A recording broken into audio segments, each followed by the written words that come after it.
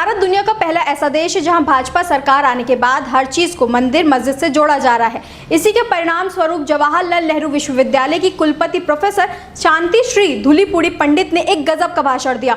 उन्होंने कहा कि मैं ये कहने वाले किसी व्यक्ति से सहमत नहीं हूं कि नारीवाद 20वीं सदी की एक प्रसिद्ध फ्रांसीसी दार्शनिक, लेखिका और नारीवादी विचारक सिमोन द बोअर से शुरू हुआ।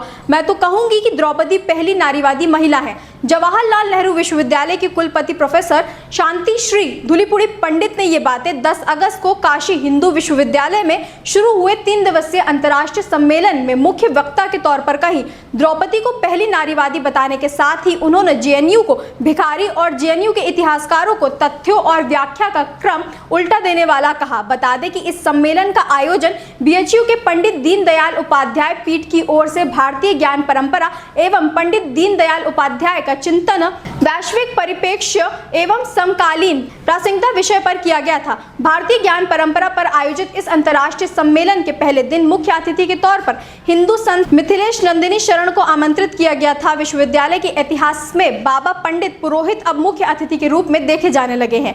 भारतीय परंपरा में महिलाओं की भूमिका का जिक्र करते हुए जेएनयू के कुलपति ने कहा कि भारतीय नारीवाद को पश्चिमी नारीवाद विचार के आधार पर नहीं देखा जाना चाहिए। उन्होंने कहा, मैं ये कहने वाले किसी व्यक्ति से सहमत नहीं हूं कि नारीवाद सिमोन द बोअर से शुरू हुआ। मैं कहूंगी कि भारतीय नारीवाद की पितृ सत्ता से कोई संबंध नहीं है। इसके बाद उन्होंने महाभारत की द्रौपदी को पहली नारीवादी बताया। उन्होंने कहा, द्रौपदी पहली नारीवादी है। उन्होंने अपने पति से जो सवाल पूछे उन्हें देखिए, आज भी शायद कोई ऐसे सवाल नहीं पूछेगा। उन्होंने भारतीय परंपरा में देवी उपासना का उल्लेख करते हुए चामुंडेश्वरी और मदुरै मीनाक्षी जैसी देवियों का उदाहरण दिया। उन्होंने कहा कि इन परंपराओं में देवी किसी की अनुमति के बिना वरदान दे सकती हैं, श्राप दे सकती हैं और निर्णय ले सकती हैं। दुनिया जानती है कि देवी देवता और ऋषि मुनि के श्राप से कुछ होता तो भारत कभी गुलाम न होता। क्यों सारे ऋषि मुनि पंडित पुरोहित इसी देश के इतिहास से मिलते हैं। अपने वक्तव्य में कुलपति ने मदन मोहन मालवीय को आधुनिक भारतीय शिक्षा का मॉडल बताते हुए कहा, उन्होंने कहा था कि जहां सरस्वती रहती है वहां शोध के लिए धन भी चाहिए। महालक्ष्मी आएंगे तभी आप दुर्गा बनेंगे। उन्होंने आधुनिक भारतीय शिक्षा के लिए एक मॉडल बनाया जाना चाहिए। जहां जहां आप विश्वविद्यालय शुरू करना चाहते हैं वहां मालवीय जी के मॉडल को देखना चाहिए कि उन्होंने विश्वविद्यालय के लिए आय के स्रोत कैसे जुटाए। कुलपति ने आगे जोड़ा, भारतीय दक्षिण पंथ विश्वविद्यालय शोध केंद्रों, प्रकाशन और एकेडमिक संस्थानों के निर्माण में निवेश की सलाह देते हुए उन्होंने आगे कहा, दुर्भाग्य से वामपंथ में विश्वविद्यालयों, पत्रिकाओं और प्रकाशन संस्थानों, शोध नेटवर्क और सैद्धांतिक स्कूलों के जरिए लंबे समय में एक एकेडमिक व्यवस्था विकसित की। वहीं भारतीय दक्षिण पंथ ने संस्थान निर्माण में आमतौर पर उतना निवेश नहीं किया। वो आगे कहती हैं, जेएनयू के इतिहासकारों ने इतिहास की परिभाषा ही उलट दी। जेएनयू के कुलपति ने अपने ही विश्वविद्यालय के इतिहासकारों की आलोचना करते हुए कहा कि इतिहास में तथ्य महत्वपूर्ण होते हैं जबकि उनकी व्याख्या अलग अलग हो सकती है। उन्होंने कहा, तथ्य पवित्र होते हैं, व्याख्याएं अलग अलग हो सकती है, लेकिन हमारे जेएनयू के इतिहासकारों ने इसे उलट दिया। उन्होंने कहा कि व्याख्या पवित्र है और तथ्य बदल सकते हैं। जेएनयू को लेकर वो आगे कहती है, वो विश्वविद्यालय ठीक से काम नहीं कर सकता और ना ही विकसित हो सकता है जहां किसी एक विचारधारा का ये तय करने पर एक अधिकार हो जाए कि कौन कौन से ज्ञान मान्य है और कौन सा नहीं। जैसा कि हमने जेएनयू में देखा, वो शायद भूल गई कि इसी जेएनयू की देन भारत के कई मंत्री और सांसद भी हैं और यही एक ऐसा संस्थान है जिसकी थोड़ी बहुत साख दुनिया में है। बाकी तो दुनिया के टॉप 100 विश्वविद्यालयों में भारत कहीं दिखाई नहीं देता।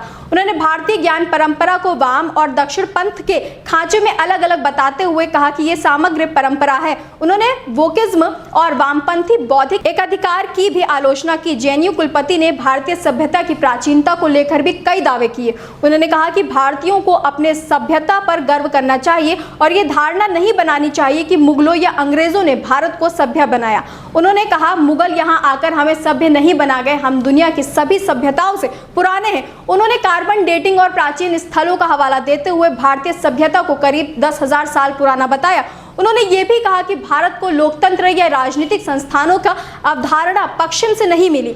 उन्होंने चोलों के उत्तर मेरुरु अभिलेख का उदाहरण देते हुए कहा कि हमने चीन को भी हराया है, लेकिन आज के चीन की तुलना उन्होंने नहीं किया क्योंकि आज का चीन मंदिरों और धर्मों को किनारे करते हुए महान शक्ति बनने के कागार पर है और हम कथित विश्वगुरु बनने की ओर अग्रसर है। कुलपति का कहना था कि भारतीय ज्ञान प्रणाली को किसी एक भाषा, क्षेत्र, परंपरा या समुदाय तक सीमित कर दिया गया तो वो अपनी मूल्य, सभ्यता, व्यक्तिगत भावनाओं को ही कमजोर कर देगी। इसके बाद वो सवाल करती हैं, क्या आप में से ज्यादातर लोग जानते हैं कि भारतीय राजा महान जहाज निर्माता थे, मराठा भी महान जहाज निर्माता थे। कान्होजी आंग्रे का उदाहरण देखिए, जिन्होंने पश्चिमी हिंद महासागर में महत्वपूर्ण भूमिका निभाई। राजेंद्र चोल की बात करते हुए उनका दक्षिण पूर्व एशिया से संबंध था।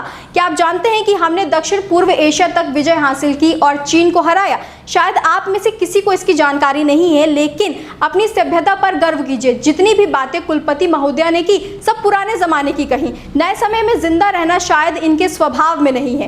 कुलपति ने आगे कहा कि भारतीय ज्ञान प्रणाली को केवल ब्रांडिंग या प्रचार तक सीमित नहीं किया जाना चाहिए। उन्होंने कहा कि भारतीय दर्शन, गणित और दूसरे क्षेत्रों में भारत के योगदान को वैश्विक विमर्श का हिस्सा बनाया जाना चाहिए। उन्होंने कहा कि भविष्य में ऑक्सफोर्ड, टोक्यो, हार्वर्ड, हाइडेलबर्ग और केपटाउन जैसे विश्वविद्यालयों में भारतीय चिंतकों को प्लेटो और कन्फ्यूशियस और कार्ट के साथ पढ़ाया जाना चाहिए। यहाँ वो ये भी कह सकती थी कि हमारे विश्वविद्यालय इस स्तर के हों कि हम पूरी दुनिया को अपने बारे में बता सकें, लेकिन उन्होंने विश्वविद्यालय के स्तर सुधार पर एक भी बात नहीं कही।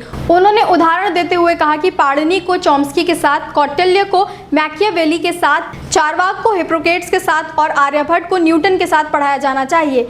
अभिमानव गुप्त को अरस्तु के साथ और बौद्ध तर्कशास्त्र को विश्लेषणात्मक दर्शन के साथ पढ़ाया जाना चाहिए। बीएचयू के पंडित दीनदयाल उपाध्याय पीठ की ओर से आयोजित ये 3 दिवसीय सम्मेलन 10 अगस्त से 12 अगस्त तक चला। बीएचयू के मुताबिक सम्मेलन का उद्देश्य भारतीय ज्ञान परंपरा और पंडित दीनदयाल उपाध्याय के चिंतन को वैश्विक और समकालीन संदर्भ में एकेडमिक विमर्श का हिस्सा बनाना है।